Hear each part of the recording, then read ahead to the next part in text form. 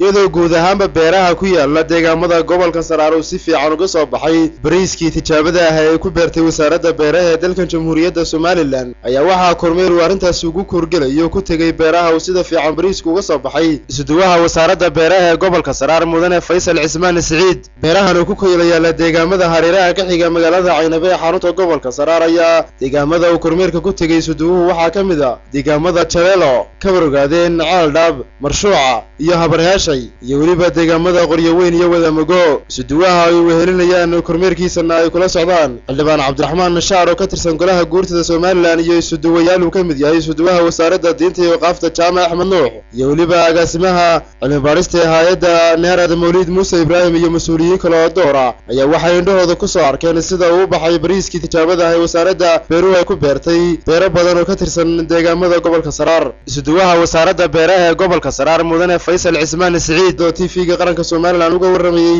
sida uu baxay bariisku ayaa tilmaamay in dhammaanba bariiskii laga beeray beeraha ku yaala gobolka Saraar uu baxay sidii loogu talagalay waxaana uu isuduwuhu tilmaamay in dhawaan la soo jari doono qaar ka mid ah bariiskii ka baxay beeraha gobolka Saraar ku yaala waxaana uu tilmaamay in guud ahaanba sidii loogu talagalay uu bariisku u baxay isuduwaha wasaaradda diinta iyo waqaafta Jaamac Axmed Nuux isaguna ka hadlay madashaasi kormeerka ku marayeen ayaa waxa uu si weyn ugu mahadnaqay isuduwaha beeraha uu ku tilmaamay inuu yahay mid si fiican u shaqaynaya sidoo kalena Xildhibaan Cabdiraxmaan Nashaar oo ka tirsan golaha guurtada Somaliland oo ugu dambeynba ka hadlay kormeerkaasi ayaa si weyn ugu mahadnaqay isuduwaha wasaaradda beeraha oo ku tilmaamay inuu yahay isuduwa firfircoon isla markaasna ka shaqeeya sidii uu horumarin lahaa beeraha gobolka Saraar xildhibaankani waxa uu fariin u diray wasaaradda beeraha oo ka codsaday in la caawiyo isla markaasna lagala shaqeeyo isuduwaha wasaaradda beeraha sidii hawshiisa ugu wadi lahaa si hufan isla markaasna loo keeno qalab iyo gaadiid ay ku shaqeeyaan soo saaro aad iyo aad loo baahan isagoo imika marba gaadi baraya oo marba cagaf